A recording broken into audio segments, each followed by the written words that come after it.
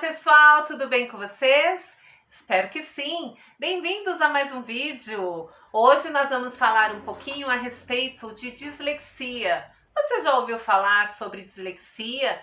Conhece alguém que sofre com esse tipo de transtorno? Ou você, professor, pedagogo, psicopedagogo, muito provavelmente já teve, tem ou terá contato com alguém que passa por esse tipo de transtorno, tá? Eu busquei aqui como fonte, né, a Associação Brasileira de Dislexia, e eles definem muito bem. Então eu vou dar uma lida aqui para que a gente possa absorver melhor esse conteúdo. Fala que a dislexia do desenvolvimento, ela é considerada um transtorno específico de aprendizagem de origem neurobiológica, caracterizada por dificuldades no reconhecimento preciso ou fluente da palavra, na habilidade da decodificação, por exemplo, na soletração.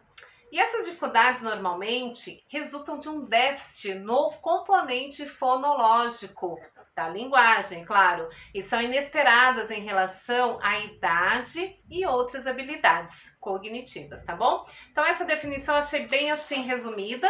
E após então a gente saber a definição propriamente, então ela se trata de um transtorno específico da aprendizagem, eu quero trazer rapidamente aqui, refrescar a memória de vocês, que quando eu falei sobre TDAH, que é o transtorno de déficit de atenção e hiperatividade, né, por exemplo, eu lembro que eu deixei também solto que de repente, não é uma regra, mas quem sofre desse tipo de transtorno do TDAH, por exemplo, provavelmente possa então também desenvolver dislexia, descalculia, né, que nós vamos falar também a respeito mais para frente, tá bom?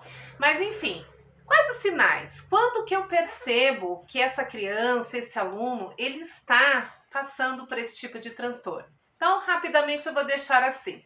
Enquanto pais responsáveis em casa, né, nossa primeira escola, nossos primeiros professores, né, são os responsáveis. Muito a mãe, por exemplo, né, acaba sendo a sua primeira professora. Então, possivelmente ela já identifica, né, ela não precisa exatamente, se ela não é da área, se é leiga de acordo, né, com o assunto, mas o instinto, né, maternal vai ali arremeter alguns detalhes que, se a sua criança ela de repente não corresponde, né, com as suas expectativas, já é aí algo para se chamar atenção. E levar então conhecimento do pediatra, né? É importante fazer esse acompanhamento com o pediatra, principalmente no primeiro aninho de vida, porque é dentro deste período que o pediatra vai ali poder medir, né, todo o seu desenvolvimento ao longo desse processo, quando bebê, criança, até então ir se desenvolvendo e chegar na fase escolar. Então vamos lá. Em casa, a mãe pode muito bem perceber alguns tipos de diferenças, ou que a criança tem alguma dificuldade que de repente para ela consideraria ser importante ou necessária que a criança soubesse naquele exato momento. Tá. Então, feito isso, ela levou o conhecimento do pediatra e o pediatra vai instruir. Até uma certa idade, a gente tende a não se preocupar tanto. Porém, chegou na fase pré-escolar, por exemplo, a criança já vai dar alguns sinais. Aí entra o professor. Sabiamente, o professor, ele tem esse instinto para então distinguir e poder reconhecer algumas dificuldades dessa criança. Olha, alguns sinais na pré-escola, por exemplo, eu vou detalhar aqui, ó: dispersão, fraco desenvolvimento da atenção, atraso do desenvolvimento da fala e da linguagem, dificuldade de aprender rimas e canções, fraco desenvolvimento da coordenação motora, dificuldades com quebra-cabeças, né, outros tipos de jogos, falta de interesse por livros impressos, etc. Então, esses sinais lá na pré-escola, eles, quando orientados, né, ou pelo menos observados e passado para orientação a nível de, então, encaminhar essa criança, ele é tratável e vai sendo corrigido ao longo do tempo, tá?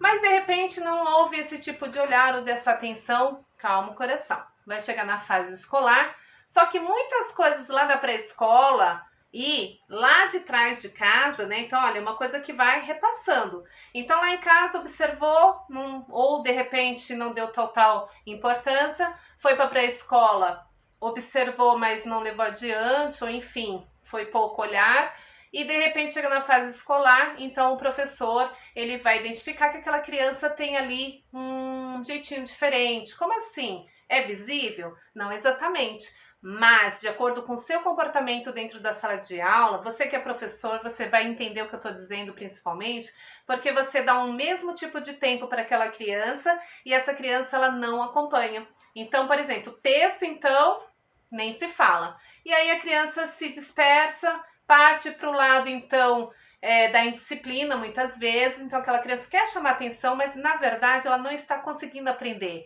Eu costumo dizer assim, que a criança a dislexa, ela, por exemplo, eu não sei japonês.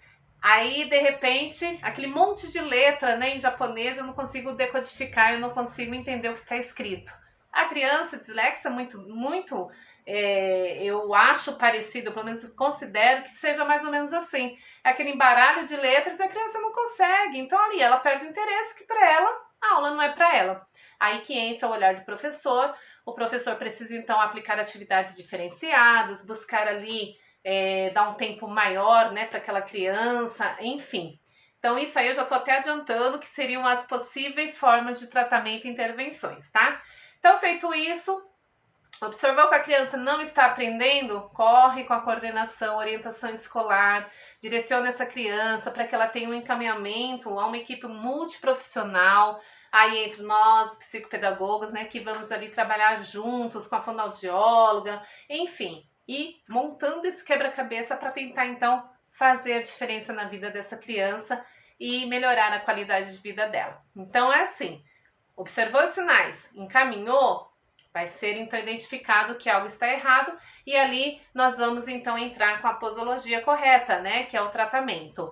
Agora, não observou, isso vai se arrastando, aí na idade escolar não teve alguém que tivesse esse olhar, né, essa predisposição, então, muito porém vai levar para a vida adulta e aí vai desencadear outros tipos de transtornos também. Além da aprendizagem, desencadeia outros tipos, porque aquela criança, aquele adulto que se formou sem ter esse nível de conhecimento, ele acaba então se sentindo inferiorizado, aí desencadeia outros tipos de transtornos na sua vida, bem como a depressão e outras coisas mais, tá bom?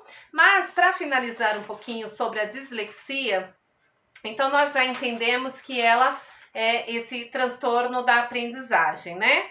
E vamos então trazer, eu coloquei aqui, deixa eu ver, os sinais precoces, né? Como eu falei, pode ser associado também a histórico familiar, problemas ao nascimento, neonatal, atraso da fala, dificuldades de diferenciar letras e números, que aí depois nós vamos arremeter para descalculia.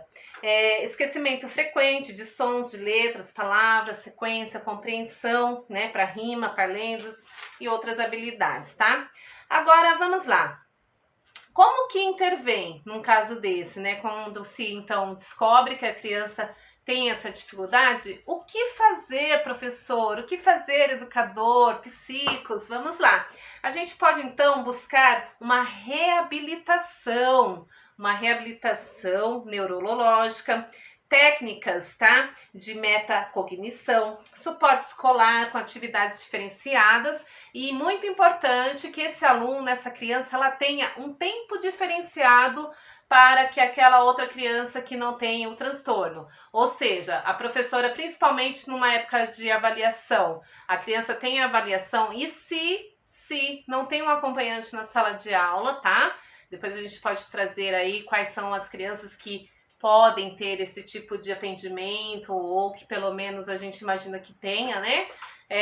Enfim, se essa criança não tem, o próprio professor, ele pode então colaborar nesse sentido, de dar a essa criança um tempinho maior para que ela possa então responder às suas atividades. Isso também garante, quando essa criança já é comprovada que ela é dislexa, por exemplo, que sofre desse transtorno, numa avaliação, num Enem, no vestibular, ele tem todo o direito, então, também de ter esse tempo diferenciado. E outro detalhe muito importante, professor, professora, não somente... Aliás, para os dislexos, nós não levamos em consideração muitas vezes o que está escrito, mas a oralidade. Então, a forma dele se expressar, a forma como ele responde oralmente as questões e interage ali é feita a sua avaliação, tá? trabalhos também são formas de estar colaborando com essa criança para que ela junte aí pontos e chegue ao resultado, né? Mensurar alguma nota aí para essa criança, tá bom? Mas é isso.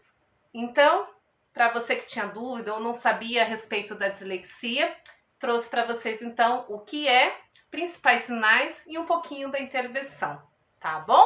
Até o nosso próximo encontro. O próximo encontro nós vamos falar então sobre a descalculia. Não perca, espero vocês. Tchau, tchau, pessoal!